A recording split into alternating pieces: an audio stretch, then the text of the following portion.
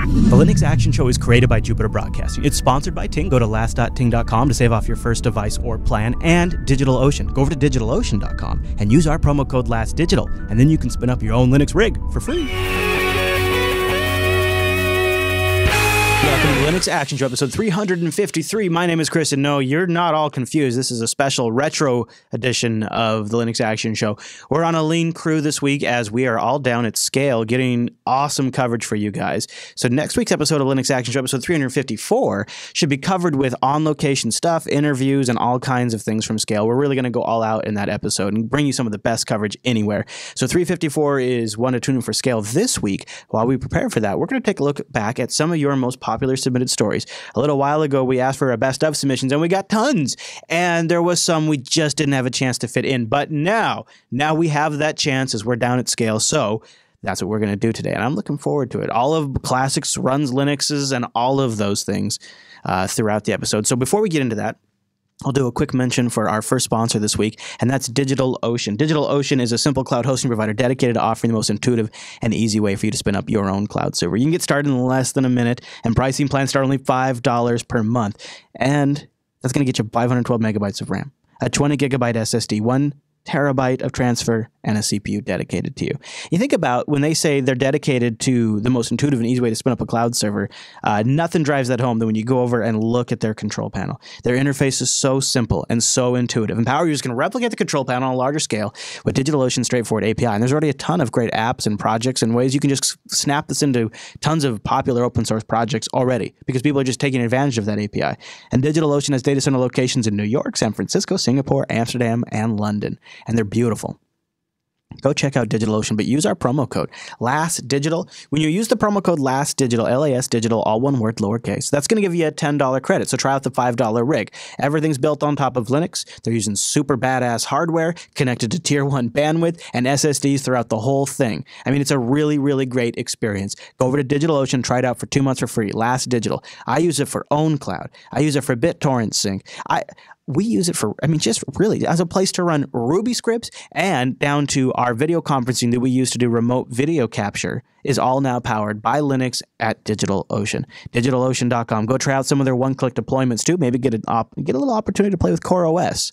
I think it's a pretty exciting development, and they've got a great relationship with the CoreOS project. So it's a good place to go spend some time because you know you're going to get good, solid updates and support from that project. DigitalOcean.com, LASTDigital, to get that $10 credit. Try out the $5 rig 2 months for free. And a huge thank you to DigitalOcean for sponsoring the Linux Action Show. All right, without further ado, let's spin up the Retro Blaster and go back in time.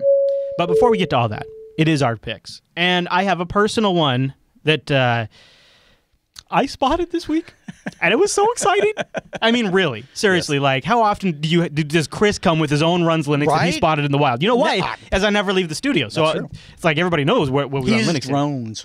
So this week was the Evergreen State Fair here in the beautiful Pacific Northwest, and when we're walking up to the admission booth to buy tickets to the Evergreen State Fair here in Monroe, Washington. Matt, what do you see up on that admission price screen right there? Look at that. That looks like Unity. Look at that. That's funny. Now, this here is Chase got this picture. I wasn't able to score this picture. They did later install their updates. Oh, did they really? So the not good to advertise that. The display booths at our local state fair. That's awesome. Run Linux. And we went out, and then we had a great time because we know we are here amongst friends at the Evergreen State Fair. Right? You felt good about it. Yeah, it was a good fair, and knowing that our tickets and our transactions were being dealt on Linux and not Windows XP, which it has been in years past, I think they made the change because of the end-of-life XP. Could be. Which is good. Now, the only thing, that same day, I did go to my son's new school, and they're running XP there. Yeah, schools are kind of I don't know. They're tough bag. I know. I used to work for them. I know. Yeah, you have better insights than 99% there's a better Linux alternative out there. It's called Linux. That's right. And it's better. It's better than because Windows. It's Linux. and it's Linux. Yeah. Our first Runs Linux submitted by the audience comes from Colonel Linux, a.k.a. Noah. You guys know him from our Fest coverage. He sent in a radio station that his company helped set up that runs Linux. Now, here's what we're going to do, because this is kind of a long piece. We're going to play the first little bit to tease you guys what this is, and then we'll play the rest of the video because he tours the entire radio station, very nice job. shows you where all the Linux is. Oh, yeah, isn't this a great video? I was just blown away. So it's definitely worth watching if you're just like interested in how Linux could power an entire radio station. So I'll show you the teaser part so you get an idea, and then we'll play the rest in the feedback. Noah, take it away. Hi, it's Noah, or Colonel Linux in the chat room. Some of you may recognize me from some of the interviews I've done for Jupiter Broadcasting, and this is my Runs Linux. My dad has devoted his life to making healthy food that actually tastes good. The project started when a local non-profit group contacted him asking him to be part of a local FM radio station they wanted to launch. After coming on board with them, they began to plan out the technical details of putting the radio station on the air. My dad suggested to the group that Altispeed, my company, might be able to help. After we got involved, we sat down and got a general idea of what they wanted to accomplish. The goal was to put a radio station on the air, be able to take remote broadcasts, have multiple people control or edit the station's content. All of this had to be reliable and, of course, had to stay within the budget. All right, so we'll play the rest because he goes into full detail about where they use Linux at each part, from like literally to the feed that goes on the the broadcast antenna to people's desk. It's really cool. It's amazing. It's amazing how deep it really goes. And how awesome was it of Noah to send that in too? That was great. Like super cool. And this week our Runs Linux is this Raspberry Pi controlled aquaponics. Is that how you say it? Aquaponics? This isn't one of the new businesses that cropped up in Washington recently. Well, right? you can use no. That's something else. But okay. This is actually more for food. That would be fantastic. Especially like I think it's here you go, aquaponics. Yep, right there. It's a food production system that combines conventional aquaculture, like raising aquatic animals such as snails, fish, crayfish, or prawns in tanks, with hydroponics, which is what you're thinking of for the crop there. Yeah, for other things. Which is cultivating plants in water in a symbiotic environment. In a normal aquaculture, excretions from animals being raised can accumulate in the water, increasing toxicity. In an aquaphonic system, water from aquaculture systems is fed into hydroponic systems where the byproducts are then broken down by nitrogen-eating bacteria, which turns it into nitrates and et cetera, which then the plants eat. Oh, that's fantastic. So because the bacteria, the animals poop, the things break down the poop into nitrates and nitrites, and then the plants eat that, and Bob's your uncle. You've got really fast-growing plants and a self-sustaining system. However, you have to manage the water. You have to manage all of the things underneath it, the drainage, all of this stuff to make it work. So they have built a system that runs around a Raspberry Pi controlling the pump, the drain, and the temperature probes for the water, and also air temperature sensors. It relays timing and is controlled with a Python script. Nice. Temperatures and control data are collected every minute and sent to plot.ly for graphing, and future expansion will include sensors for water level and pH values, just for like an additional upgrade cost later on. And all of the scripts are available on GitHub too. You know what they need to do at community colleges? They need more Pi-related stuff like this, because I think that'd be cool. Yeah, so... That's awesome. No, okay. This is early days. But you see, it looks like it's about the size of a hot tub, right? Right. You could do this in your backyard. Exactly. So think of, like, we're going to talk about internet apocalypse. Well, just think about, like, just... be able to have more self-sustained food growing in your backyard in something that takes the space of a hot tub that is powered and controlled by a Raspberry Pi and Python. And actually knowing what's going into your body from point A to point B. That's true, too. Yeah, so here he is. He's running the Python script. Nice. He's telling it what pump to run and for how long, where to hold in which grow bed, and how many cycles to wait for it, how many cycles total. And there he goes. He just kicked off the pump with a Python script. That's so awesome. And then you can see over here, it starts pumping the water into the bed. There it goes. Oh, my God. Isn't that cool? So now it's running. I wish this was local. We could go check it out. I know, really. This does seem like something that would happen in Washington, though. It really does, yeah. This seems like a Washington initiative. And there you can see there's the water drainage with going all the down into farmers the markets bucket. and stuff, right? I mean, just all the food exchanges. How cool is that? That is so awesome. I mean, it's not just practical, but it's also really, really awesome. And so everything that he's done to make that work is available up on his GitHub page, and we have the links in the show notes if you guys want to read about it and check it out. If you got something you want to automate, I was looking at it too, and I was thinking you could use this too to also automate a cool fish tank setup, because some of this stuff applies to managing a large saltwater fish tank. Monitoring the temperatures, the pH level, the waters, the bacteria, all that stuff. I wonder if people had like swimming pools. If you could do something similar, it's like, okay, I need to drain the pool. I need to, text message the pool cleaner guy. Whatever, right? Barry in our live chat room says, "Hey, this is open source food." It is, actually, right? Yeah. I mean, it really is, because they're cultivating the whole package. That's pretty cool. But first, Matt, as always, it is our picks this week, and we got to start with something that is kind of amazing. We talk about a lot of things that run on Linux. Sure. And some of the most important ones to me are the ones that actually change lives. And that's what Philip S. wrote in. He sent in the Connected Wheelchair Project that runs Linux. He says, "Hey, guys, I found this over on Hard OCP's website. Intel is working with Linux to design a custom wheelchair.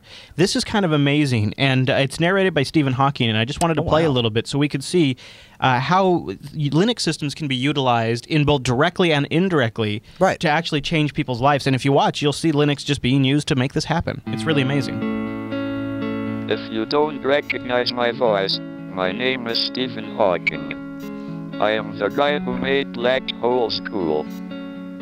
I am here to talk about a topic very personal to me: how science and technology can help people with disabilities.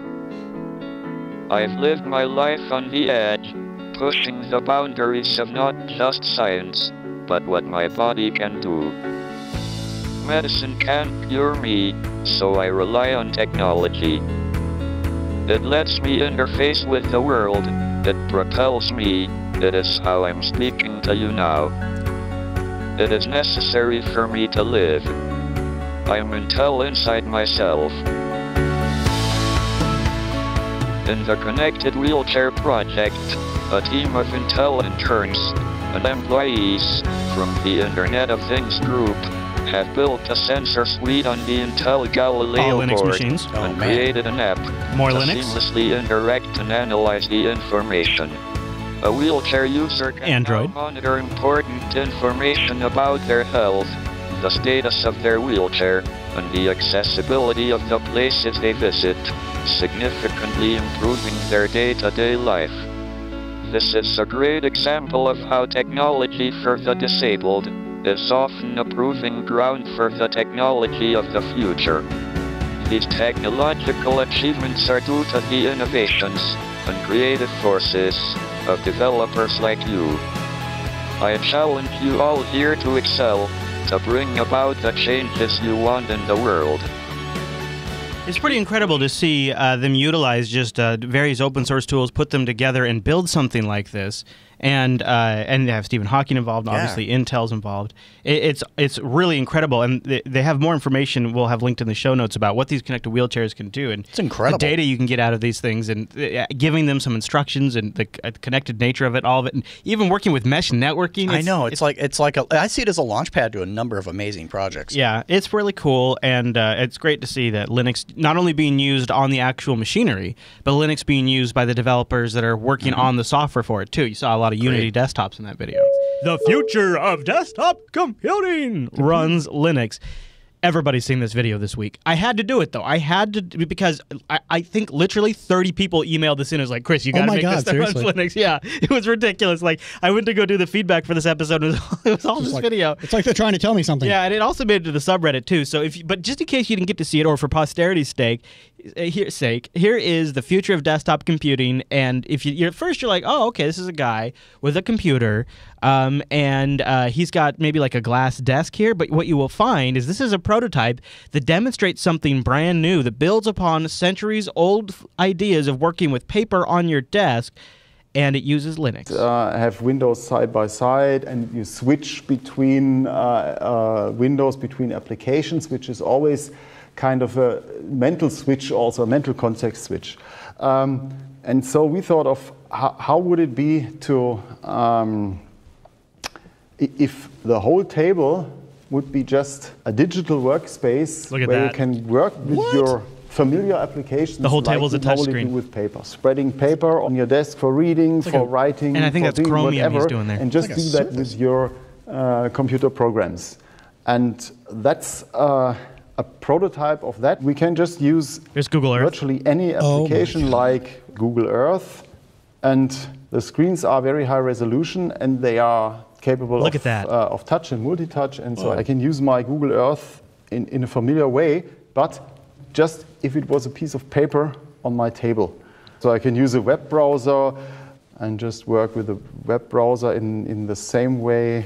Whatever application you are used there's to, LibreOffice. you can use with this system, but It would appear that they're maybe using a special window manager or something. It draws an extra border around each window. But other than that, it almost looks like the XFCE desktop. It Like does. this- That would make sense to me. And that's a much more natural way to work with a computer, but without forcing people to learn a completely new paradigm of working, because the programs themselves can be still just those the users are familiar with. So we just adding something to the familiar way. This always seemed like the obvious way that the Surface, not the tablet Surface, but the original big old table Surface would have gone for Microsoft, right? You put that thing in here, you connect it to a Metro interface. You could have your desk be the Metro interface. The desktop screen's actually you're really getting work done, right? Like he's doing here. He's got his regular desktop screen. You can see he's got a dock right there with his regular Linux apps. He's got the keyboard and mouse off to the side for the demonstration here, and then he's able just to drag Windows down onto his table there. To me, it's like it's one part amazing and one part like, well, yeah, that seems like something we should do. You know, It strikes me as like I could see it for some applications, but being more difficult for others. I see it being awesome for people that have never used a computer before and they don't have any interest in a mouse or table. But I think it's kind of like the command line versus GUI. I'm thinking like here though, right? Like I could have this piece of paper And you're like right here, and I could just be flipping through it. True. I would like to see it a step notch higher and like three-dimensional. I mean, that would be really cool. Yeah, you could tie it with like an Oculus VR or something. That's what I'm saying. But what I'm thinking of this too is like you'd have to have something that's flexible enough that you could have stuff covering up your table when you're using this, because you know, you don't like want the computer expecting this part of the UI to be visible to you when you've got like your laptop on the table or something. Because let's be honest, whose desk is 100% clear all the time like if that? If they had a glass desk like this that was adaptive, it says, "Oh, hey, you've put a coffee mug over something." Right. They'd actually adjust like the to Surface that. could. Like that was one of the things Mike. it could. But I wonder like if it. whatever you want to do with it. So And you can in just- addition, it's also You can move it around. So you can do it yourself. Yeah. Worst case. Yeah. Content. So we did another scrolling would prototype. be- And I suppose if you had your window manager always place the windows in the same place on the table, you just know don't put your drink there because that's where that's where your chat. Like wouldn't it be cool to have like the IRC embedded right there in the table? Well, and like when you set a can of beer down, it actually it sends everybody in the IRC a can of beer. Right. Yeah.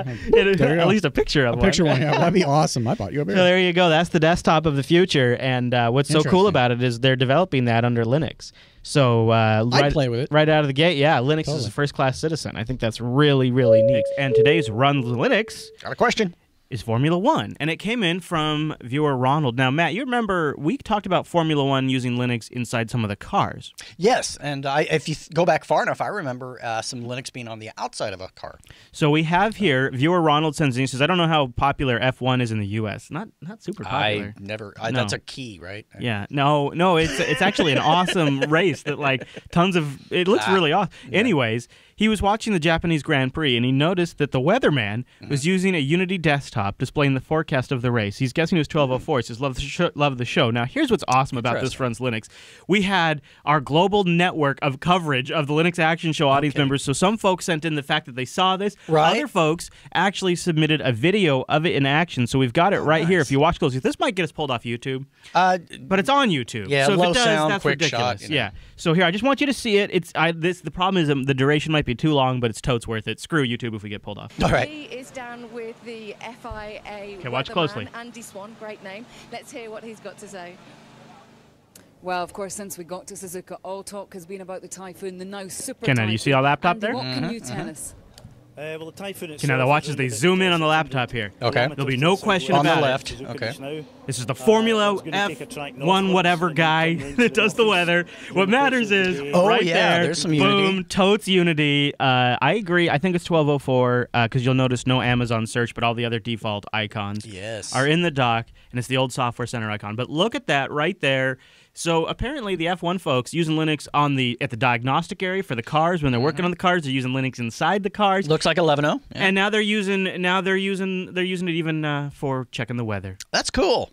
Nice. These are my favorite runs Linux too, where you just see you just notice, hey, that's Unity, just sort of out in the wild. Right. You just kind of catch that, and you're like, oh, that's totally. yeah, So that's nice. thanks to everyone who sent this in, particularly Ronald, who sent in an email on the 5th about it. You know, the news is one of my favorite segments of Linux Action Show because I always feel like we're kind of like chronicling time, documenting things, and then you can look back at it and be like, oh yeah, that was a big deal, or that actually wasn't ever a big deal. That's kind of my favorite thing about capturing the news in Last. So doing the retrospectives, it's interesting to look back at that. I don't look at it as retreading ground. I look at it as sort of looking inside a time capsule and going back to that moment of time in Linux history. It's fascinating to do it over the whole history because we're going on like almost, 7, 8, 9 years of Linux Action Show now, so there's a lot to cover.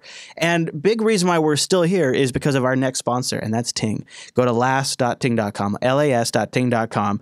That'll give you a $25 discount off your first Ting device. Or if you got one you can bring with you, a $25 credit. So why? Chris, what? Oh, why would you switch to Ting? Oh, that's easy. It's mobile that makes sense. There's no contract, no early termination fee, and you only pay for what you use. Right there, right? Because it's just your minutes, your messages, your megabytes. Ting them, adds them up, whatever buckets you fall into. That's all you got to pay. They got an awesome dashboard that lets you manage all of it too. So, you can actually go in there and keep track of things, turn devices on and off when you don't need them. There's a concept. Activate, deactivate devices through the dashboard. What a concept. It really is awesome. And it's all also powered by a companion app that goes either on your iOS device or your Android device. And I think one of the other things I really like about Ting is they're always up front with everybody. You can check out their blog all the time. They have changes to their new BYOD program that you need to know about, and you can find that on the Ting blog. And you guys know we're big fans of Ting's taste in apps. Well, I don't know if it's all of Ting or just Kyra, but either way, some damn fine apps. And Kyra is here with our app pick of the week. Want to discover everything your smartphone can offer? Yes. I'm Kyra, and this is Ting's app of the week. Dripper helps you find the best things about your device. Curated based on smartphone brand, operating system, and network operator, it gives you personalized tips and tricks that you'll actually care about. From neat apps to phone hacks and everything in between, it's a great way to stay on top of the ever-changing mobile landscape. When you first download the app, Drippler does a quick analysis of your smartphone to determine the type of device you have, its operating system, and your mobile network. Drippler then whips up a variety of content, called drips, that are tailored just for you. Whether you're tech-savvy or a newbie, you'll find something that piques your interest. Sort between news and tips, apps, and games. When reading an article, you can add it as a bookmark or like it to improve Drippler's recommendations.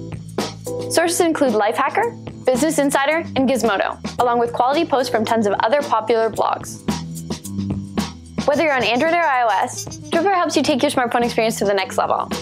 It's free, so why not give it a shot? App download links are in the description below. Thanks for watching, and see you next week. Last.ting.com. Go check them out, last.ting.com. You get the discount and you support the big show. We really appreciate that. And I got a couple of devices I might recommend if you're not totally sure what you want. They don't have it all the time, so when they do have it, I like to point it out to you guys so that way the JB audience gets the first call. The Novatel MiFi 5580s, it's a $96 hotspot that you would own, and then it's just a flat $6 and when you use the data. So this, for me, is like my insurance policy. I've always got connectivity, and if I need to use it, then I just pay for it when I do. And if I'm not going to use it for a stretch of time, I would just turn it off.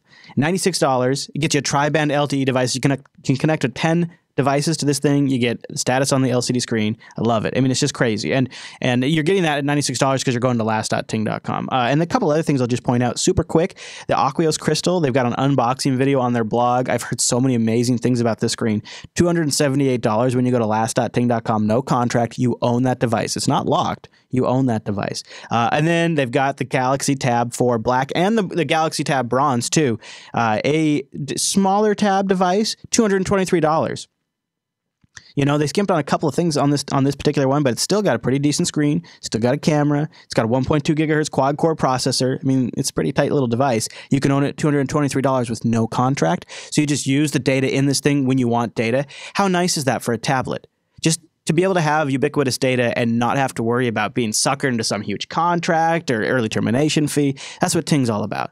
Last.ting.com. Go check them out, and thanks for supporting the show. All right, now let's get back into the retrospective, because like I said, I love looking back at the news time capsule and picking out all of the juicy bits.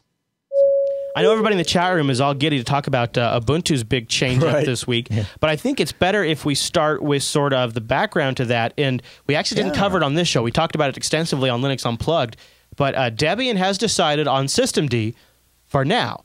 This has been going around and around. We've covered it extensively on Linux Unplugged if you want all of the nitty-gritty details. The vote came down to, pretty much as expected, a 4-4 split between Systemd and Upstart, and then B. Dale casted his tie-breaking vote, and the votes were in for Systemd. That makes Systemd the default init for the Jessie release of Debian, so that's when we're going to be seeing this. And this is, in my opinion, huge, because Debian is such a large upstream distribution.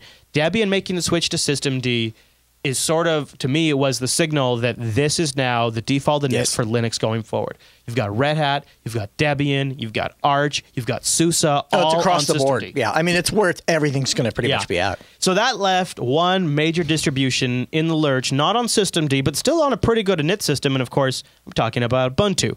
Well, shortly after, let's see, this was actually on Friday. Yeah. Friday of this week, Mark Shuttleworth took to his blog with a really great post, and he titled it Losing Graciously.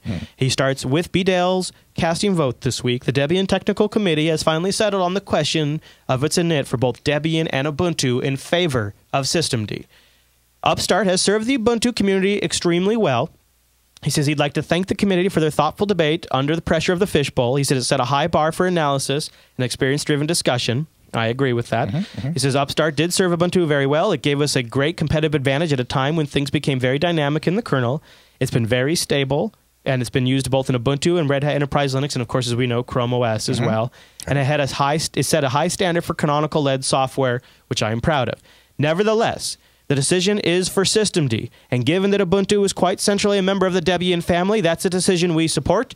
I will ask the members of the Ubuntu community to help implement this decision efficiently, bringing Systemd into both Debian and Ubuntu safely and expeditiously. It will no doubt take time to achieve stability and converge what we enjoy today. And it sounds like 1404 will continue to ship with Upstart as we kind of expected. Yeah, and that makes sense at this point, at this Absolutely. juncture. Sure. And just like Red Hat Enterprise 6 will continue to be used for years with Upstart. But I will ask, he goes on, I will ask the Ubuntu Tech Board, many of whom do not work for Canonical, to review the position and map out an appropriate transition plan. He goes on to say, init is contentious. And this is something we've noticed, like, boy, this has been a heated debate. Yeah, boy. And Mark really kind of put it into frame here, I thought. He says, init is contentious because it's required for both developers and system administrators to understand its quirks and capabilities. No wonder this was a difficult debate. The consequences for hundreds of thousands of people are very high. From my perspective, the fact is that if good people were clearly split, it suggests that either option would work perfectly well. I trust the new stewards of PID 1 will take that responsibility as seriously as the Upstart team has done and be pleasant to work with and onward. Good deal. Awesome well put. Really awesome well post. put. I think a lot of people didn't respond as graciously. No. I saw a lot of people I saw some just... Yes, there was some Nelson from The Simpsons going on. Yeah, certainly. I actually was not surprised by this. Not even really actually at all. Because it's ruthlessly pragmatic of Mark to do this. Anytime, I know this is going to be funny with the shadow of Mir, but anytime you can minimize differences at that level of the Linux operating system, you're reducing cost for Canonical. Yeah. Because anything that differs from the norm is something they have to maintain on their own. That's right. Also, I think the undertone here, even though Mark didn't address it, is Upstart has been neglected in a sense. There's features that Upstart, or bugs that Upstart, or deficiencies that Upstart has that have not been addressed. The guy who originally created Upstart, Scott James Rement, is no longer involved with the project. He did, however, take to G+ to comment because Upstart's his baby. That's right. And he went ahead and posted, he said, I'm happy to see that Debian has reached a decision about its default init system and that the Ubuntu team have been gracious about it and opted to support their downstream. What will probably surprise most people is that I think it was the right decision. Now, remember, this is the guy that created Upstart. That's a real key piece to really let soak in for a minute. Yeah, I mean, I think this is, everybody's actually been pretty gracious about this. At least people, I don't know about the audience. Well, I think you're always going to have some detractors. You're going to always have some folks that maybe want to go a different direction with it. But for the most part, I think people have been pretty, I think they're just happy it's over. I think more than anything. Yeah, he says, I think it's the right decision. Systemd has the momentum out of the two projects and has both the technical and community leadership advantages. I agree with that. Yeah, friendly definitely. competition. This is so beautiful. Friendly competition is a brilliant development model until there is a clear winner. At which point, friendly collaboration tends to work out better. So competition is good until we have a winner, and then we should transition, he's saying, to friendly collaboration. He says it is time for that transition. I hadn't posted anything to this effect until now because I didn't want my position to influence Debian's position. That would have been fair on the current Upstart. That wouldn't have been fair on the current Upstart maintainers, and he lists them here, who've been doing an absolutely fantastic job continuing the project I started. So now we're going to see, of course, we're going to see Ubuntu make the transition. I assume we're going to see Chrome OS make the transition. I would think so, unless Google wants to take that on, which I doubt. So we've just watched a massive, cohesive, like a congealing of the Linux core. All of these distributions are going to be essentially operating the same way, using the same software at that low level. And a lot of stuff is going to be built on top of that. A lot of stuff already is going to be built, already has been. And a lot of good features are in there. There's some real FUD going around the web right now about systemd that is completely, and there's a new article that just went around this last couple of days. It is technically inaccurate. It is filled with flaws. The author has very, very little understanding of systemd. Didn't stop him from writing up a big post and it going all over the web. Right. So, you know, it's not like everything's all final and done. But when we were doing Linux Unplugged this last Tuesday, we were really cautious about how we titled the episode because we thought, gosh, it wouldn't be that surprising if Ubuntu rolled back on this decision. Well, it's not like one of those things to where, and I forget exactly what show it was, but I think it was election results where they like film ahead of time, like the possible scenarios. Yeah. And we couldn't really do that, so you know. And I think though now with Mark and Ubuntu coming out, I think everything's clearly falling down on the side of systemd. Now, what do you think about this whole? And we watched Debian debate this for months and months, and it got really heated and nasty, and we covered that in Linux Unplugged. Then Mark comes out and he's like, "Okay, all right, Ubuntu, you're doing this. Discussion over." Just boom. I think. I almost wonder why that wasn't done in the first place, and not for any other reason short of just what's the point. I never really understood what the value of why would you want to take on more work that's not, I mean, the mirror thing, I kind of get the rationale to a degree, kind of. But with Upstart, I never really understood what problem was it solving that systemd did not provide. Well, Upstart, see, that's true now. And I think that's what's so gracious about them making the switch. Right. It was not the case when they created Upstart. No, I realized at the beginning, but I'm talking about like in the last couple of months at very minimum. Yeah. I mean, here toward the end, it was kind of like, it's kind of obvious, I would think. So, and that's I'm not faulting anyone for that. I'm just saying I would think that it would just be selfishly in their best interest, because then they can take those resources and focus them on Mirror or whatever else they want to focus on. And I don't believe that it was quite as clear-cut as Mark just coming on high and saying this is what we're doing. No, I suspect there's been a lot of internal discussion as they've been watching this. Of course. And would this announcement have been made had Debian chose Upstart? No. Right? Upstart would still be the init for Ubuntu for a while forward. But I'm excited. We still have this whole Mir thing, but I'm excited to see where the next generation of Ubuntu, maybe a year or two from now, where it's running on top of systemd, it's got a full Qt powered interface. I mean, this really could be something to look, and really this could be a competitive distro in a couple of years. And I'm really glad to see that at least a very important part of the distro will not be stagnating, will not be different than everybody else, will not be on its own island. Absolutely agreed. And I think, looking back on it more with the whole Upstart systemd thing, I think a lot of it did it not feel like they were maybe waiting for Debian to figure it out? I think that's it's like, not to point out the obvious, but it just kind of feels like it's like, they couldn't outwardly say that because it just seemed cheesy. But the other thing that it made me wonder about too is there was been some accusations that Canonical was influencing the Debian init discussion.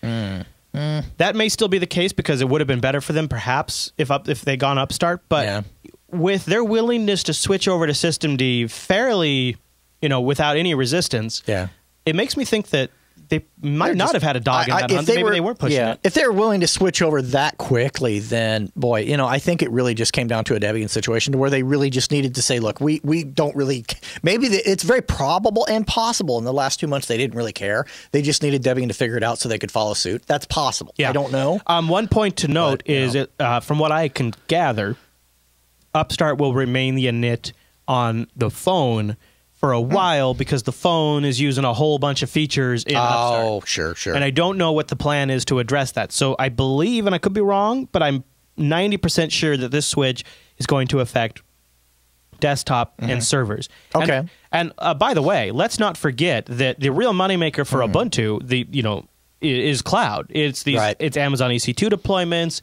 It's DigitalOcean droplets. It's it's all of these different places that run Ubuntu. And in those circumstances, Systemd is the better init. It is. Socket activation is just one of the many things that I talk about all the time.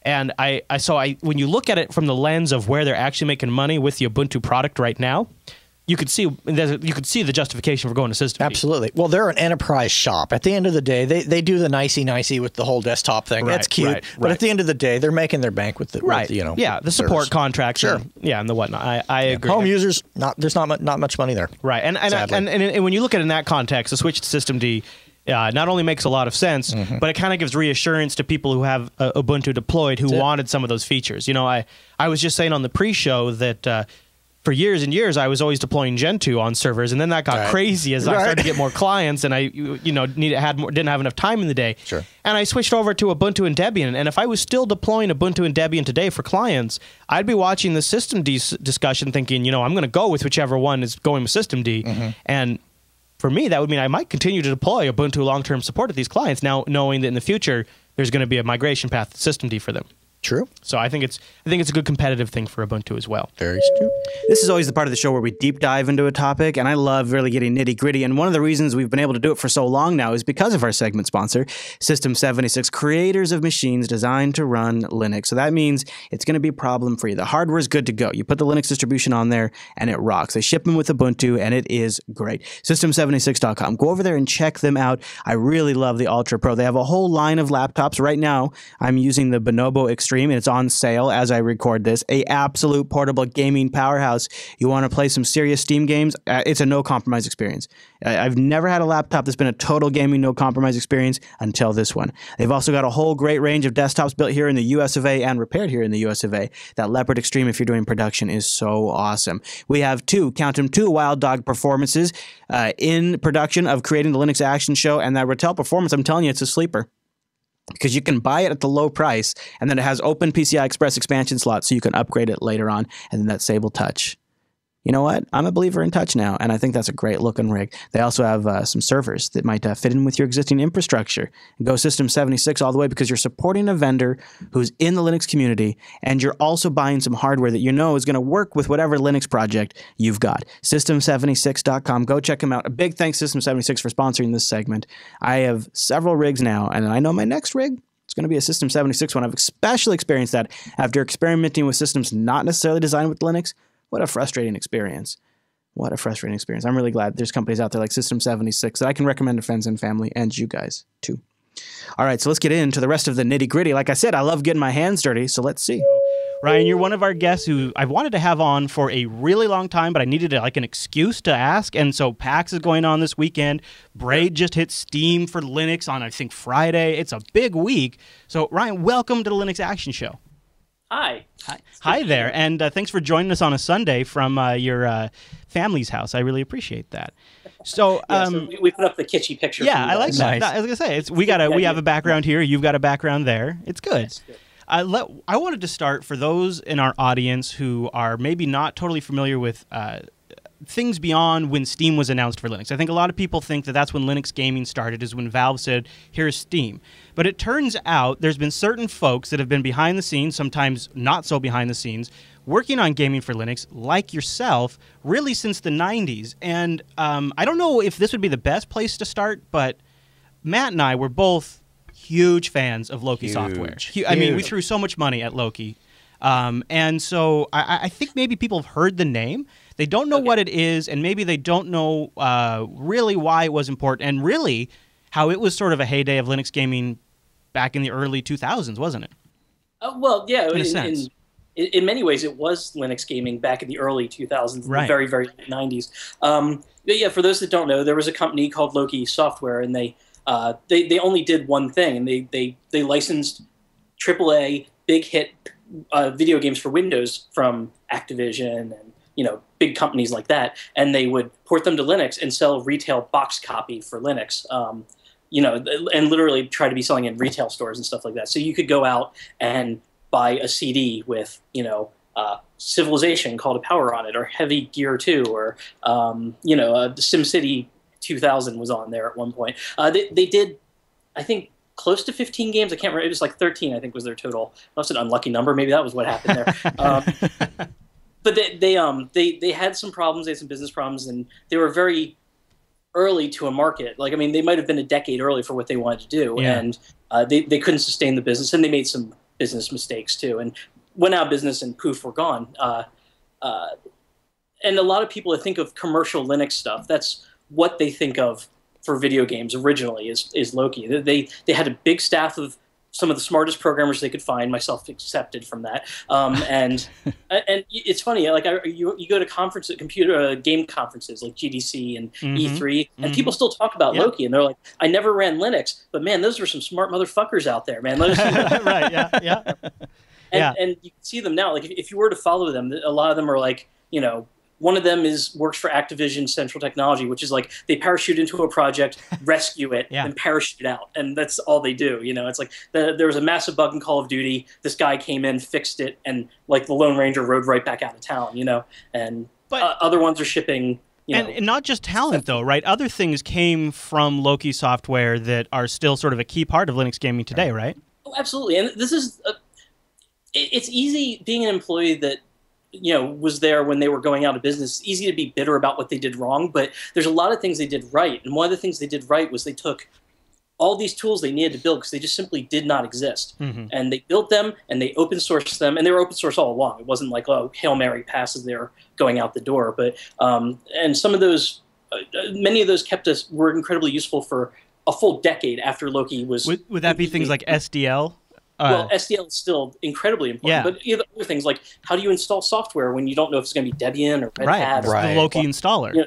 And we called that Loki setup, and it was GPL software, and we wrote it from scratch. And, loved it. And then the people that still needed it, like me, like after I left Loki, I was still porting video games to Linux, like we did Unreal Tournament 2003 and stuff like that, among other things. And the great thing about installers is that you don't think about them until the night before you ship, and then you find all the bugs in the installer. So I bet. There's no single game we shipped with Loki setup a full 10 years after Loki went out of business where we weren't still like, we need this feature added. We never had a game that was more than 4 gigabytes before, and then you find out there's a 32-bit integer you're overflowing in the installer, and things like that. And those were useful for an incredible amount of time. But the one thing they did, the best thing that Loki ever did, was a piece of software called SDL, Simple Direct Media Layer, which we use. It's kind of like DirectX for Linux. Kind of. It's not actually DirectX. Right, because it doesn't replace OpenGL. No, it complements all that stuff. It makes it easy to build a game. It hides all the ugly stuff from you that you would have to worry about on an X server, heaven forbid, or also or Pulse Audio and stuff like that. And it takes care of all that for you, makes it easy, and it makes it portable. And we've spent thousands of man hours improving that. We're about to go past our 10,000th commit in the revision control system for SDL. Wow. Valve has hired the main developer on that, and it's not his full-time job, but he's still working on SDL frequently, and then there's a whole army of other people improving it, and it's driven by the needs. We need to make games that do incredible things, and this open source project has been there to help us all this time, and we improve it and give those changes back to everyone, and everyone wins from it.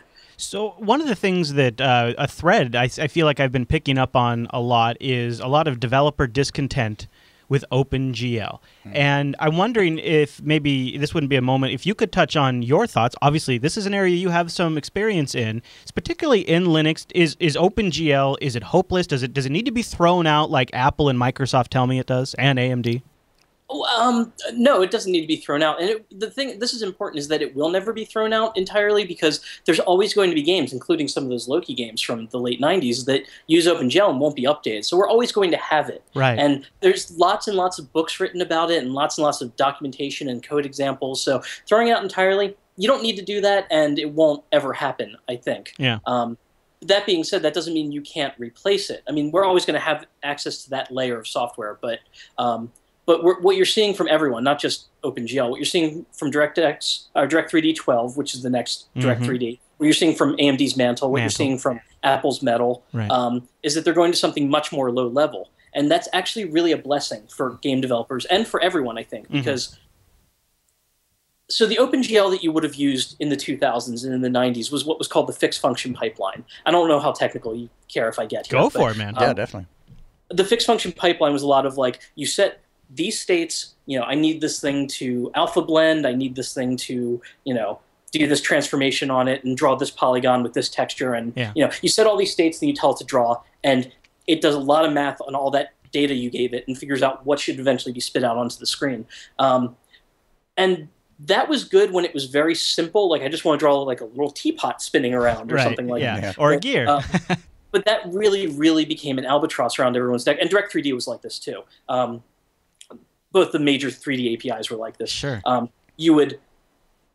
That became a real albatross where there's so much state you can set, and you don't have to set it all. You tweak the bits you need, you don't touch the other things, and sometimes they interact in really strange ways that you aren't really thinking of. And it got to the point where somebody has this in their email signature, and I always like this, that when you're dealing with OpenGL and you're dealing with Frisbee tricks, you can't really promise much more than, hey, watch this and see what happens. So, I like that. I gotcha. It's true because, inevitably everyone's like, okay, I set everything up and I drew this rectangle on the screen and nothing happened. Oh, the camera's pointing the wrong way, or oh, you forgot to enable this level of bitmaps or whatever. There's so many things that can go wrong, and they're not really errors because the horrible thing about computers is they do exactly what you tell them to do. Right. Definitely. Much to our own detriment. I guess it sounds like there's absolutely a need. My concern is, what is a Linux user's salvation? Because Windows has the next version of DirectX. Apple could eventually move Metal over to Mac OS 10, maybe. Probably not, but maybe. One thought about Windows real quick here. Yeah. They have their next thing, that's true. But Windows 8 people have it.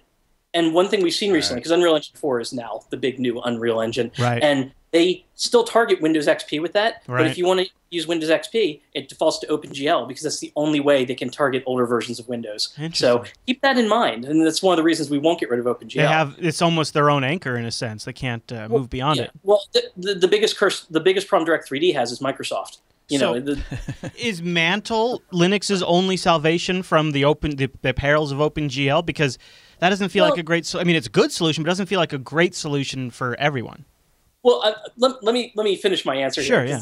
This is important. Okay. So the fixed function pipeline is complicated, and we threw that away. It's still there. You can still use it, but now we use the programmable pipeline, shaders. And it used to be that you had to become this, as things got more and more complex, you had to be this real OpenGL ninja. Remember all the different states that could be set and how they could interact and all the different extensions that could screw with that and stuff. And all that got thrown away.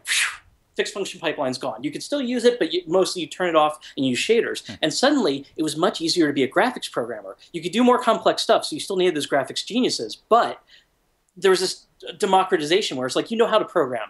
Watch out for some gotchas, but basically you say, here's my numbers, I calculate these numbers, eventually they become a pixel at the end of the whole pipeline. But more or less you could see what it was doing and you controlled each of it. There was no mystery to it, and I think that's good. But even that is becoming more complex as time goes on. So Metal and Mantle and DirectX 12, what they've basically done is say, take out all the other framework stuff so you control everything directly. You still have shaders, but you don't have to worry about these states over here. Basically, all the rest of the states are gone. You don't have to worry about what thread you're doing it from. You can do what's best for multi-threading, etc. And it becomes a much simpler prospect. It's much lower level. You have to do some more work, but you have a lot more power over it and a lot less complexity. And that's true of all of those next-generation APIs. Now, they're talking about something right now called OpenGL Next.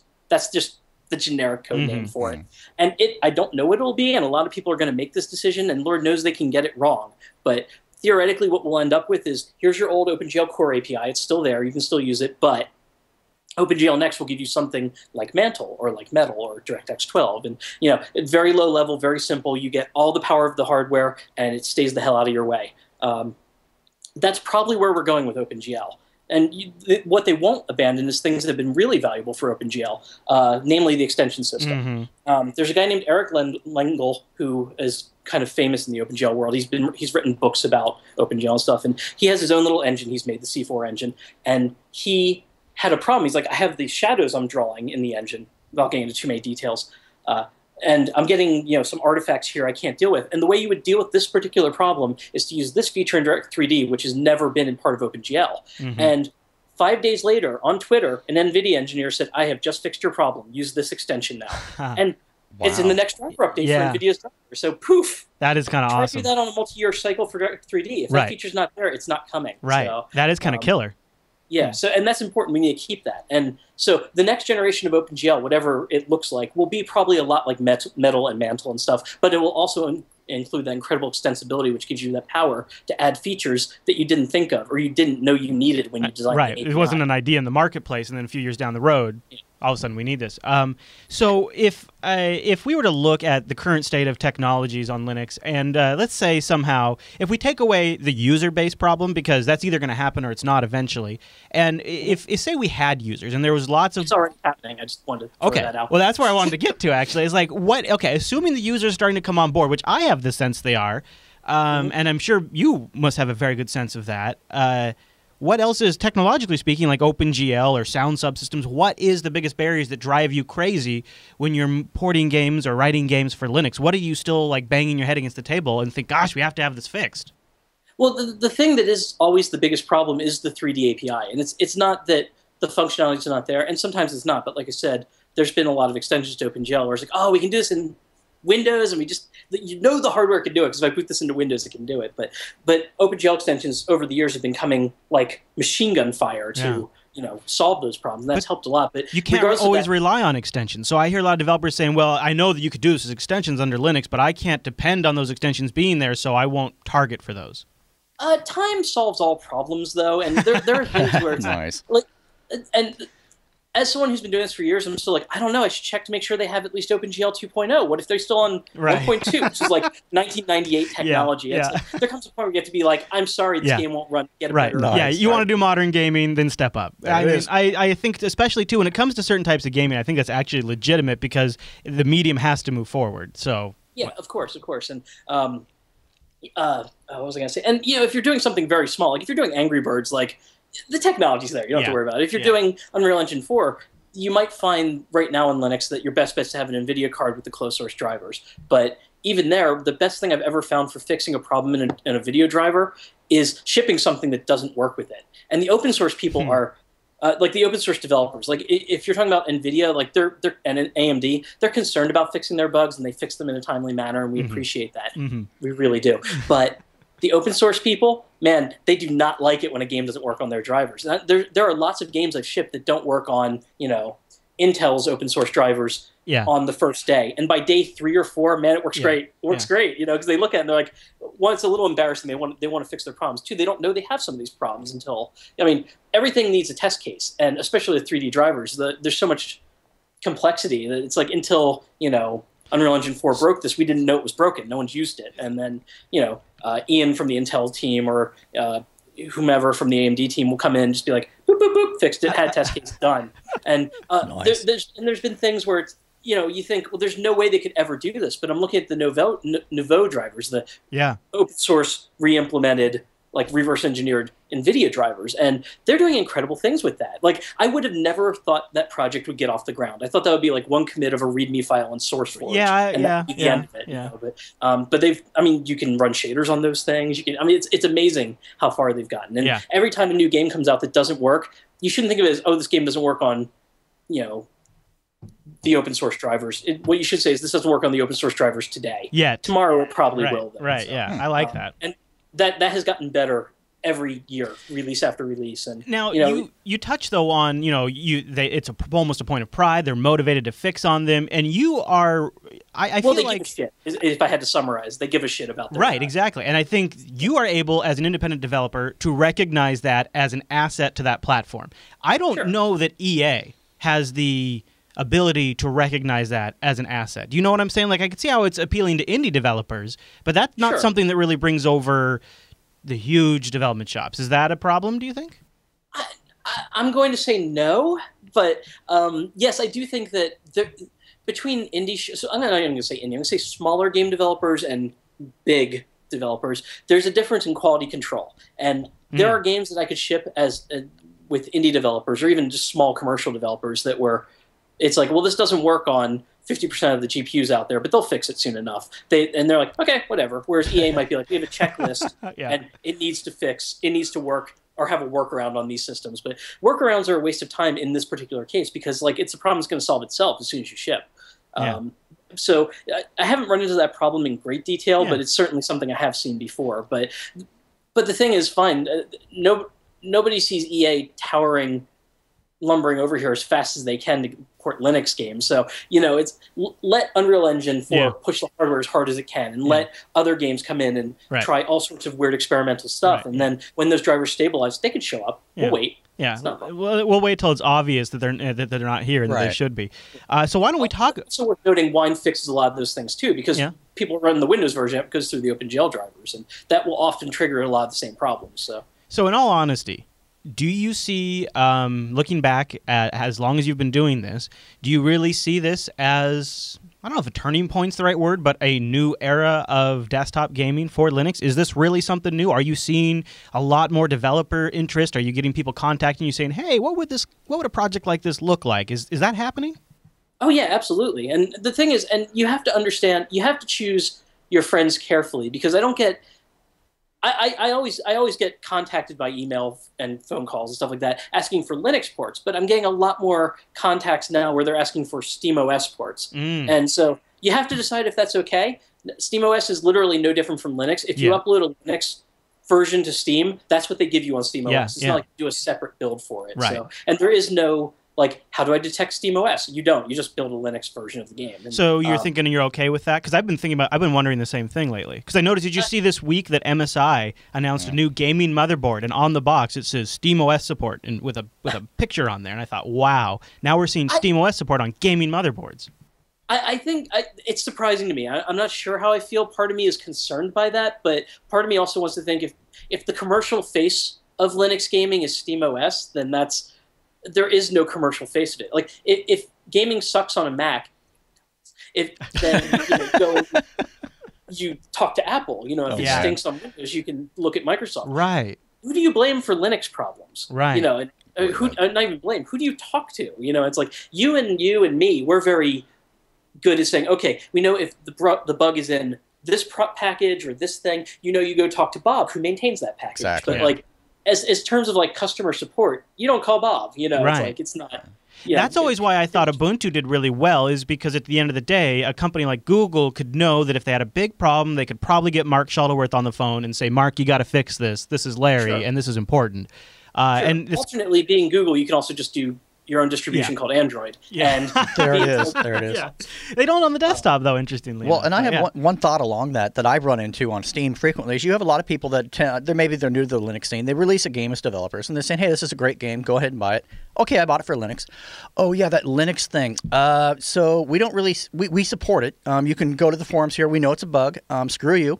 And screw you again. And by the way, we're probably never going to fix this. But, go ahead and keep buying our stuff. I drive that. It drives me nuts because I see that more and more frequently. Is that what we're doing here?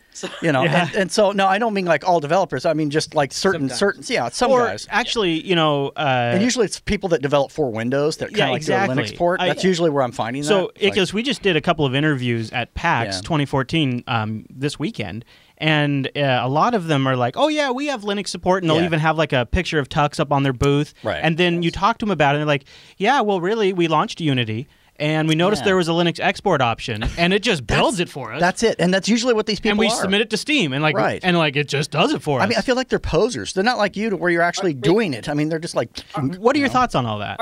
I guess, are you asking me if this is a good thing or a bad thing? Yeah. Or if it's them being lazy, or are they just inept? Is this going to be a problem?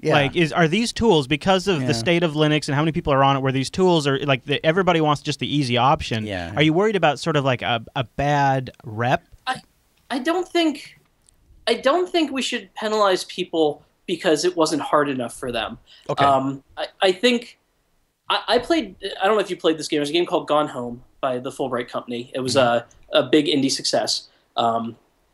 And it's very good. If you haven't played it, it's totally very good. Simulator ever. I was prepared to hate it, and I really found I loved it. By the time I was done. Don't you love that? It's built in Unity. As far as I know, they have no Linux programmers there. I played the entire game with no problems on Linux. Yeah. And I think it was simply Steve over at the Fulbright Company clicked the Linux button and posted it to Steam. And he's like, I don't know anything about it, but if it works, great. And it worked great. And I would not get a Linux version of that game. Yeah. I would have been putting on Windows to play that game, or maybe Mac OS. I don't know, if that button didn't exist in Unity. So, and Unity is very kind of far from the metal. You don't really get that down and dirty in Unity. It's kind of more of a higher level thing. You write in C# for the most part, and there's a lot of really great tools in it. So generally speaking, you aren't going to have an option to put something in there that's going to be really screwy and non-portable.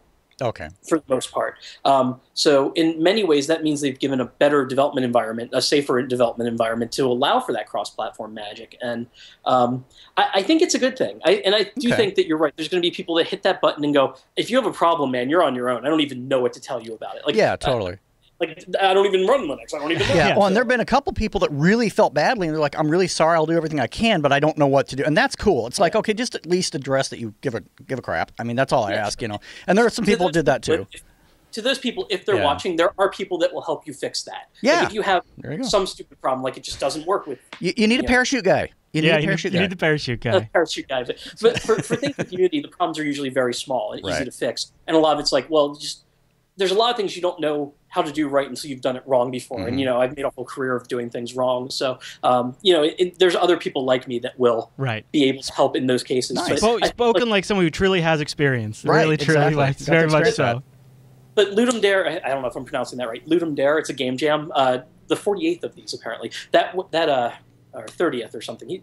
It's 48 hours, you build a game, everyone picks up Unity and runs with it. And I'm seeing a lot of Linux versions of those little weekend game jam games that came out where you're like, I hit the Linux button. And now you have this big pile of cute little experimental pieces of art. I actually, I'm not trying to disparage Unity. In fact, Roshard, I think is how you say it. I've really enjoyed that little platformer game. It's a Unity game. Sure. So kind of in the same vein, just because, now that you're here, I got to put you on the spot to make sure that everybody can, of course, take issue. No, I'm kidding. People will totally... Okay. Just in your opinion, what about the situation, say, like with The Witcher, where it's wrapped in there... It's not wine, but it's kind of like wine. And for some folks like me, it ran flawlessly, and for some other folks, it was horrible. And the big narrative we saw was, is Linux just going to be the bastion of emulated games? It's just going to be the Windows wasteland of games. And everybody was freaking out for like 2 weeks. Sure. Is it a big deal? What do you think? I'm going to say it's not a big deal, but the thing is this. I feel like a lot of people behave really poorly about the Witcher thing. And it's like you have a new technology, and I'm not saying I don't really know anything about what they did with it. I know it's wine-like, but I don't know that it's like an Eon wrapper they call it or something. Yeah, whatever it's called. But some brandy thing. Yeah, like anything else, this is a very simple software problem. You have a whole millions of lines of code you bring to a new platform, and there's going to be some bugs. Now, the concern, and you had mentioned this before, where it's like someone poops out a game, they're like, okay, it's done. Thanks for the money, sucker. Yeah, I'm out. Right. Yeah, totally. That's a bad attitude. Yeah. You want to absolutely make examples of those people. Yeah. But what I have seen with The Witcher is that they had a really bad launch because it's a whole new platform they're totally unfamiliar with, and they should be applauded for wading into the pool. That's not like that's not like getting thrown into the pool to see if you swim. That's like getting thrown off a cliff to see if you fly. And they kind of Flappy Bird along there, but they didn't abandon it at that point. They're like, we shipped it, move on to the next thing. It seems to me that they are, in fact, interested in making fixes. Yeah, they're improving it. Yeah. They should get your thanks, and they should get your cooperation. And if you feel that you get the product you want eventually, they should get your money.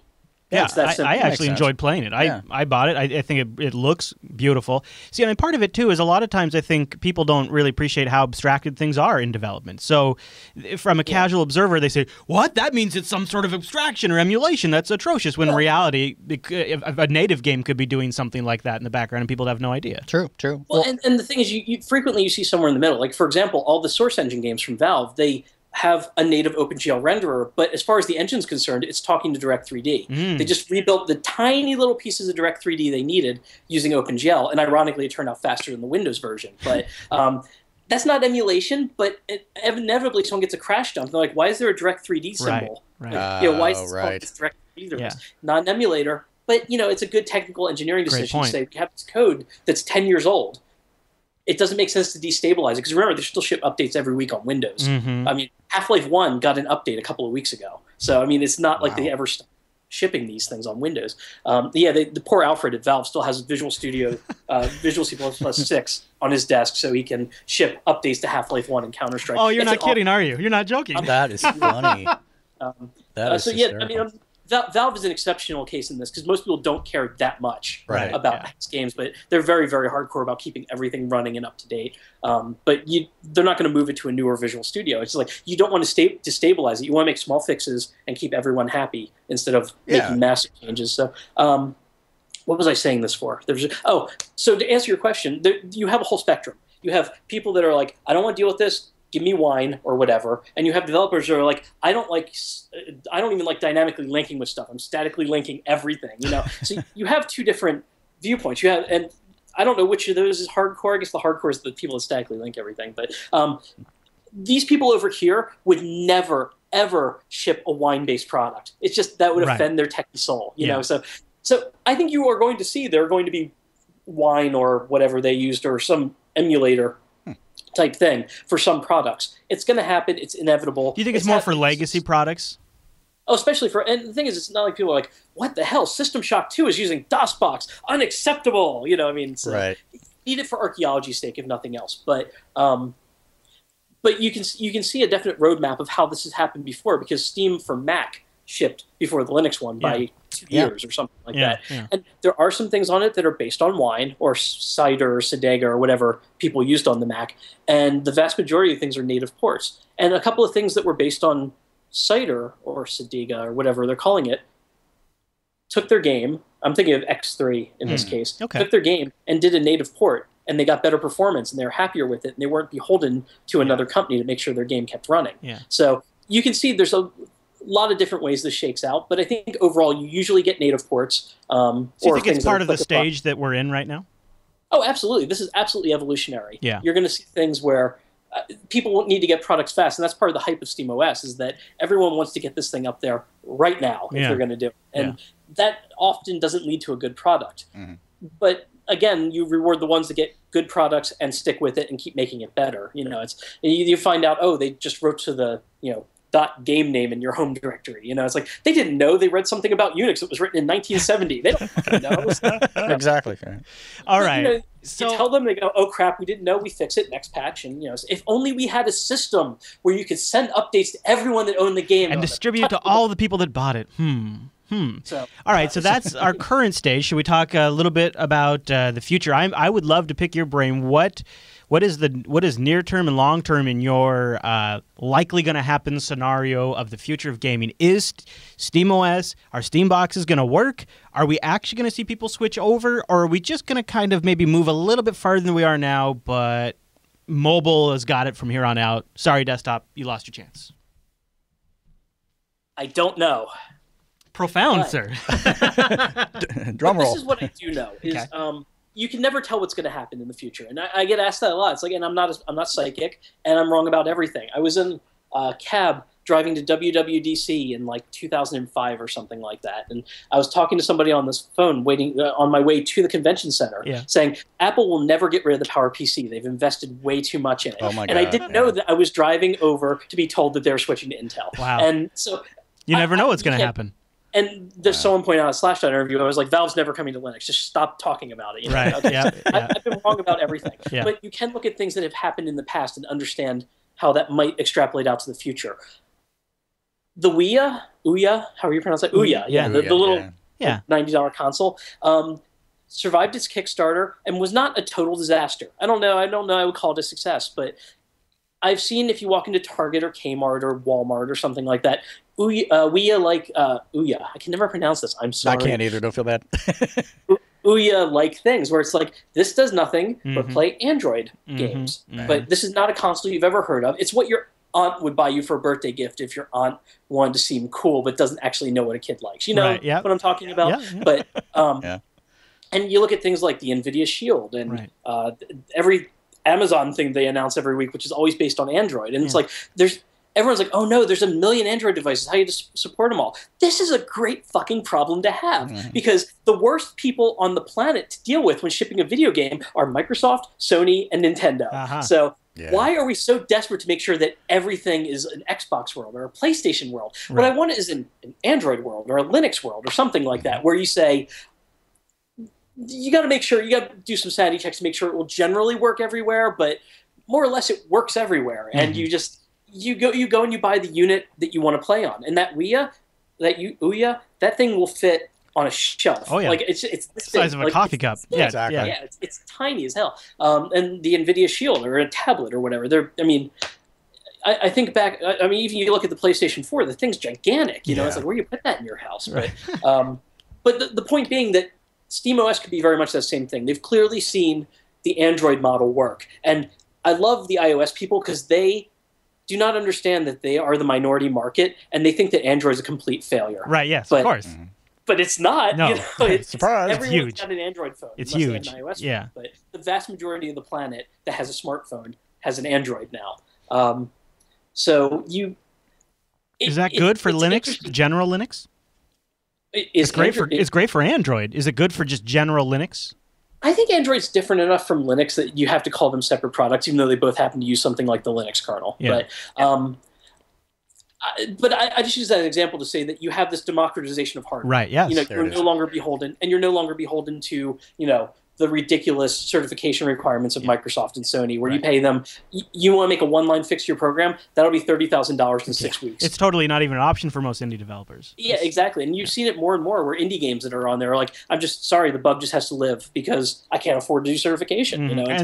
And really, that's one of the reasons why Braid was kind of such a huge deal, right? Because it was the beginning of this. Wait a minute, this isn't a company that has billions behind them in funding that's all of a sudden launching on the Xbox platform. This is a guy launching on the Xbox platform. To be platform. fair, Braid costs like $250,000 to make. So Ouch. just to be fair, all right, that's good perspective. Yeah. According to John Blow, but there have been cheaper games that have made it there. Yeah. And, he did certainly set a trend. And anyone that's seen Indie Game the movie, you could tell that the guys that did Super Meat Boy were flatly starving before they managed to ship that thing. Yeah. So who knows? But I follow you though. But what I think to get back to the original question, after all this backstory, what SteamOS is going to do is basically say you're going to have a console like you do, your Xbox or your PlayStation, but it's going to be whatever you want in terms of power and performance. If all you want to play is Angry Birds, you do not need to have like quad video cards in SLI mode in your computer.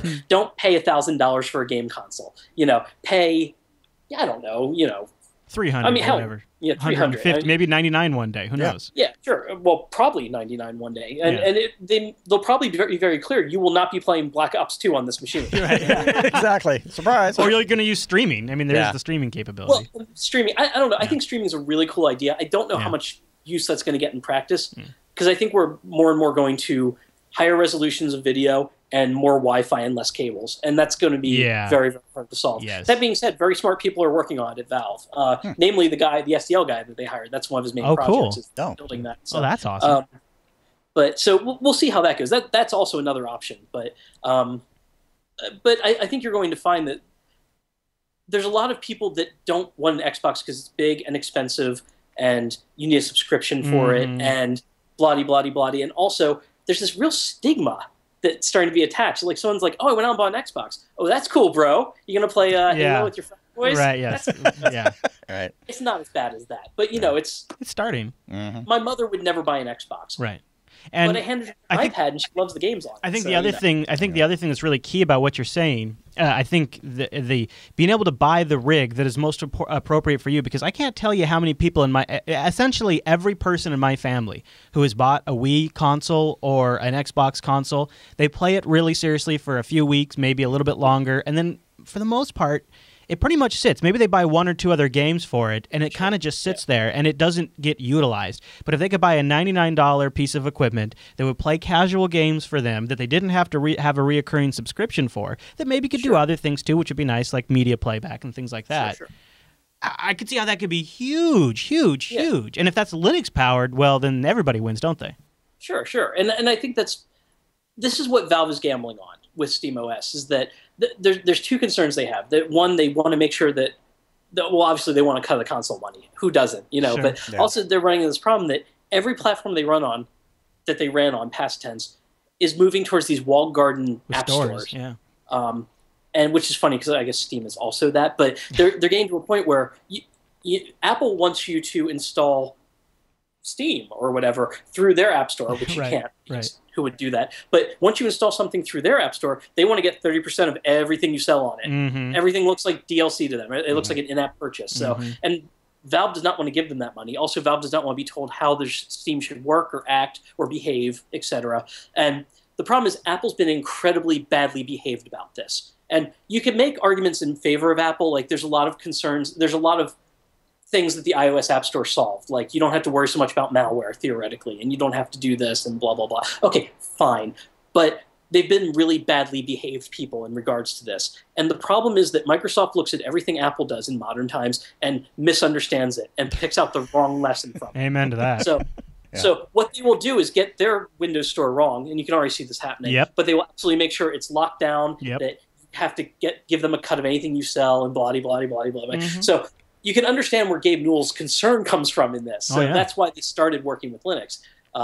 And they have a whole team of Linux people over there now that are everywhere on the range. From they have the guy with the picture of Richard Stallman with kissing marks on it, and so the people are just like, I just don't like the business that we're being forced into, and we want to make sure we have options. Like every range of that spectrum is there working on it, and they're all believers in what they're doing, and they're hoping it's going to make the world better. It's going to make the experience better for consumers. And SteamOS is just another extension of that. Like once you're freeing yourself from the platform of Microsoft and Apple, then why not let people run it as a console? Why not break into that market? Why not destroy that market if you can? Absolutely. Can they destroy it? I don't know. I think it will be probably also run. I could be wrong. I've been wrong about many things before, but I think that it's going to go forward. I think it's going to do some good. I think it's going to open up opportunities for consumers that aren't there right now. What about the possibility that it sort of shakes out, like you mentioned earlier, the iOS-Android situation? iOS has a tiny percent of the market, but a lot of surveys show ad developers make more money in that store still. Maybe SteamOS will have a small percent of the market, but the people who buy are going to be more likely to buy because it's a system more tailored to their specific needs. It's possible. The problem we're going to find, though, is the statistics are going to be totally bogus because what you're probably going to find realistically is people have 1,000+ games in their Steam library that they used to play on Windows that now they can play here. Yeah. So I think a lot of people are going to be like, what you'll probably see is people going, we're not getting a lot of new sales, but we're getting suddenly the surge of people playing our games again. Right. And maybe word of mouth sell more, but people are going to have a massive back catalog showing up, which isn't good for developers, but it's great for consumers. I mean, is the Xbox One even compatible with any of the 360 games? The PlayStation 4 isn't. I don't think so. No. I'm not 100% on that, but I don't believe so. I'm not sure, but I don't think so. Could you imagine a game I bought in like the mid-2000s will probably work on SteamOS? Right. I love that. So, I'm really excited about that. You never lose your catalog, whereas there's this planned obsolescence in all game consoles. But not only that, but you can take your SteamOS and drop it on the hardware you choose, not the one that Valve says, okay, you need to use this box. No, you can put it on whatever you want, essentially. I like, or my desktop. So you have to understand you're still stuck with closed source software in Sure. both SteamOS, parts of SteamOS, and some of the games you're playing. Although not all of them. There are GPL games on Steam right now. But that's actually kind of my next question. I have two last questions for you, and then I'll let you go because it's Sunday morning. So as a long time, I don't know if you consider yourself an active Linux user, but as at least somebody who's worked and uses Linux all the time and worked on Linux for forever, pretty much. How do you feel about the closed proprietary aspect of essentially what you do work on? How do you reconcile those two things? I also struggle with those things in media production. Okay. I'm a big believer in open source. I love having an open source platform and a free operating system. But I recognize also there's a spot for proprietary software on top of that. But I'm wondering where your thoughts lie on the matter. Well, I mean, I have always been a believer in free software, even before I had before I even knew that term. I was giving out the source code to stupid little things I had written when I was a teenager, and it's like, and it wasn't because I believed in the freedom of it, although I do. But it was also like, I wrote this thing, I learned something from it, here's the source code. If you learn something, that is incredible. That's a huge benefit to everyone. Yeah. And then from there, I stumbled into Linux. I was like, oh, these guys get it. Nice. Yeah. Meanwhile, I mean, Richard Stallman's been doing this since before I was born, but it's. I thought I came up with it. I don't know. But, all good developers do. Totally. So as an individual, I believe that's important, and that's why I always open source everything I can. And I fight with companies. I don't fight with them. You advocate, though. I am always encouraging companies I work with to open source their stuff. And some games have been open source because I pushed and pushed and pushed. And I actually have one I'm working on right now, and we're about to open source. Oh, wow. You'll find soon. Cool.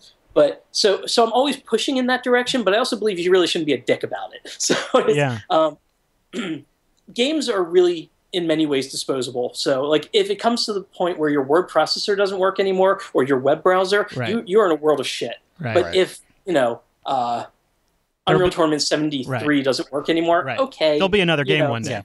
Yeah, so in terms of concessions, it's not a concession I'm comfortable with, but of all the concessions that one has to make, I'm willing to accept that. And we just keep pushing to get things open source. And you do see these things come over time.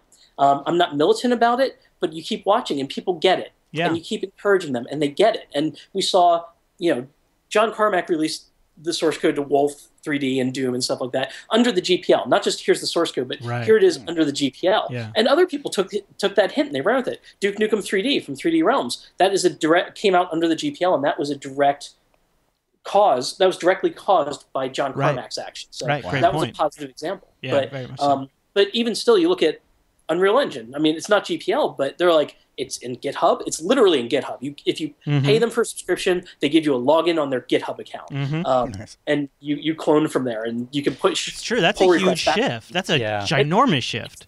It's a massive shift, and if it works for them, you're going to see everyone else do it too. Yeah. And the thing is, I don't know if they changed this, but I only looked at it in the first couple of days, but GitHub has a miss feature that it will show you everyone that has access to a repository. And I'm sure that if that's still true, they're going to fix that eventually, because there's people you don't know are working on Unreal that probably don't want you to know until they're ready to announce something. Like if, I don't know, id Software suddenly had an account on there, you'd probably be like, I wonder what they're doing with this. Right. But at the time, a couple of days after they announced that, $20 a month, you get the source code, there was 8,000 subscribers to it.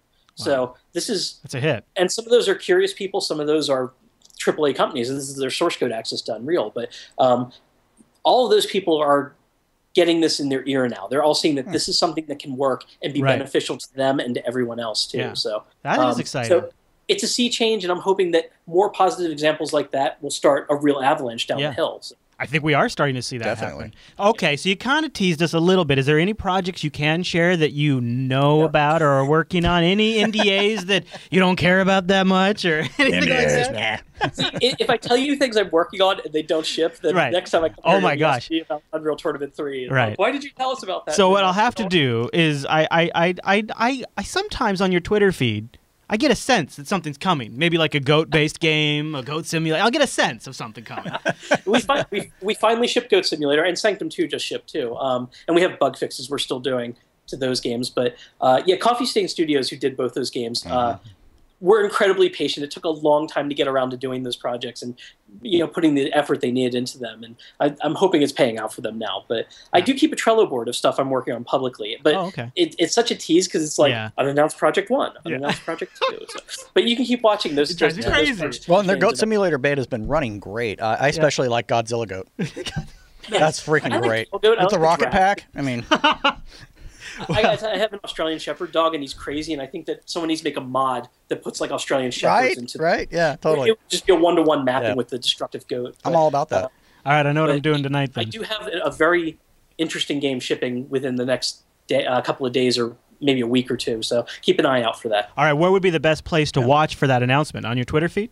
My Twitter feed, if you can take all the social justice warrior crap I spew, it's at Iculus. You can. Yeah. Okay. We'll have a link to that in the show notes. Also, embedded in the show notes is a talk that you did semi-recently that goes into more detail about the history of Linux gaming. Very good talk, very enlightening for people who are kind of curious about all of this from not just the technical standpoint, but the historical standpoint too. So that'll be in the show notes. Link to your Twitter profile. Well, Ryan, thanks so much for coming on the Linux Action Show, taking a little bit of time on your Sunday morning, and stay in touch. Let us know as things come up. Maybe we can talk again sometime in the future. And thanks for doing the stuff you do. Yeah, really thanks. Appreciate that. Yeah, really. Thanks for the years of being awesome. Yeah. As a Linux gamer, I really, really appreciate it. So big thank you. I try to be awesome, so I'm glad you noticed. Absolutely. Needs to be called out. We really appreciate it. All right, right. Have a great rest of your Sunday. So Drool writes in, Lord Drool, as a matter of fact, I watched your review of the Chromebook next week. What? Wow, that's... By removing Chrome OS, you remove the command line tools which enable you to set up a legacy OS as a default for boot, and also to cut to the boot wait time down to 1 second. Yeah, there's a little bit of a delay. Okay. Yeah. These require writing to the normally write-protected core BIOS first, admittedly a hairy procedure. Most purchasers of this machine will have the 2 GB model, as the 4 GB model is exclusive to the US, so I have the 2 GB model too. Okay. It goes on to say most Linux distros boot via ISO Linux, which produces an insufficient memory error to install error on the Chromebook, which apparently is a bug. You also did not mention that the C720p has a more responsive trackpad than the C720. I did enjoy your comments, however, about the Arch installation on the machine from the future, Lord Drool. That's cool. I love the fact you told me. Time paradox accomplished. He did mention those things because he said I didn't mention those things. Yep. Flippity floppity flu. Time paradox. And that brings us to the end of this week's broadcast. Thanks for tuning into the retrospective. We'll be back with a massive scale episode next weekend. Where it's too late to already tell you this, but we were live on our regular Sunday time. We do the show Sundays, 10 a.m. Pacific over at jblive.tv. We were live recording our scale stuff, but we had this out in the meantime because we're limited staff while this needed to ship. Hopefully you enjoyed this, though, because a lot of these submissions came from you guys, and I really appreciate that. There's a lot of ways you can interact with this show. Number one's got to be the subreddit. It's big. I love it. linuxactionshow.reddit.com. I go there many times a day. Noah goes there many times a day. If you want to put something in front of our faces, that's a great spot. Also, the email. You can go to jupiterbroadcasting.com/contact. That's what I make when I do that. /contact. And then choose Linux Action Show from the drop down. Send us in your emails. We're on top of those Bad Mama Jammas more than ever now. So it's a great time to get your content in front of our faces that way as well. Last but not least, though, seriously, I just mentioned at the top, the live stream. We interact with the chat room between segments. We're taking title suggestions. We're doing real-time follow-ups. And it's sort of like a group gathering of some of our favorite people every single Sunday, and you can get in on that. It's a really cool experience. We've got the chat room embedded over the jblive.tv room, and also you can just get all our IRC info there. And then it's also, I think, in the show notes. And you don't have to even use the embedded chat room if you don't want. And there's also ways to stream it without Flash. You just got to get in there and try it. jblive.tv on Sundays. All right, well, that's going to bring us to the end of this week's episode of the Linux Action Show. We'll see you right back here next Sunday.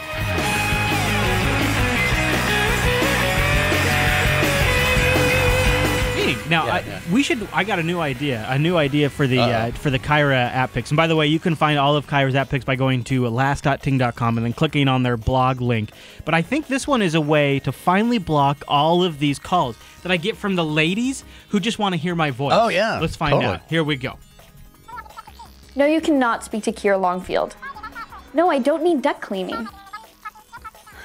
I'm Kyra, and this is Ting's App of the Week. Uh-oh. Hold on, Matt. Hold on. Firefox crashed. The app was so awesome. No, it's just like completely... it's not Kyra's fault. It's totally Firefox crashing on me. Hold on. Let's play it again. Go! Kyra, go! No, you cannot speak to Kiera Longfield. No, I don't need deck cleaning. I'm Kyra, and this is Ting's App of the Week. That is Frozen, streaming from a torrent file, high definition. Wow. Yeah, have you seen this? These guys are gonna get the... I mean, I just can't imagine. So this is Popcorn Time. Oh yeah, I've heard about it. You've heard about it? Yeah. So these are all torrent files. These are not.